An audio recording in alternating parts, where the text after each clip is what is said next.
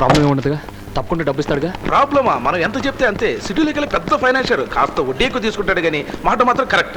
ఏంటి నీ ప్రాబ్లం? కొంచెం డబ్బు కావాలి సార్. ఇవిగోండి పత్రాలు. ఖైరతాబాద్లో మెయిన్ సెంటర్లో ఫ్లాట్ సార్, సొంత ఫ్లాట్ సార్. వడ్డీకి ఇచ్చినా సరే, కొనుక్కున్నా సరే ఓ 2.5 లక్షలు ఇవ్వండి సార్. ప్లీజ్ సార్, ఎలాగైనా ఇవ్వండి sir. Corner flat, east facing, మంచి సెంటరే. 6-7 లక్షలు ఉంటుంది.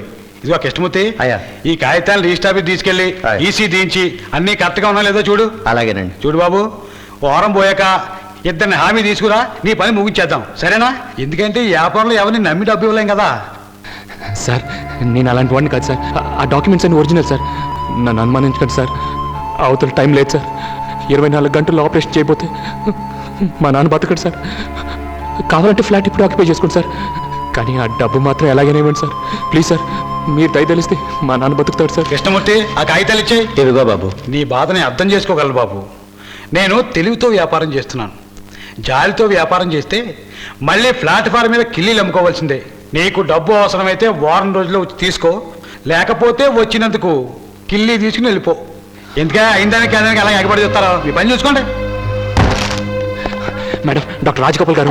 గణేష్, బాగున్నావా? మొన్న నువ్వు రాసిన ఆర్టికల్లో నా కలర్ ఫోటో చూసి మా వాళ్ళు చాలా హ్యాపీగా ఫీల్ అయ్యారయ్యా. ఏమిటి మళ్ళీ ఏమైనా ఇంటర్వ్యూ కాదు సార్, నా పర్సనల్ పని. పర్సనల్?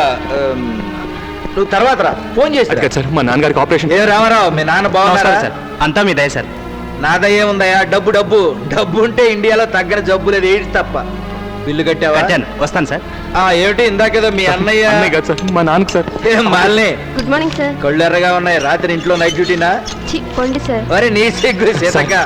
ఏంటి మీ నాన్నకేదో అయిందన్నావు? Brain haemorrhage sir. పోయారా? లేదు సార్, GH లో జాయిన్ చేశాం సార్. సీరియస్ ఉందన్నారు సార్. నీకు తెలుసు కదయ్యా, మన హాస్పిటల్ బ్రెయిన్ హెమరేజ్ కేసులో సిటీలో నెంబర్ 1 అని. వెంటనే డబ్బు కట్టి అడ్మిట్ చేసి. అది కాదు సార్, డబ్బు. ఏంటయ్యా డబ్బు ఎంత అవుతుందనా?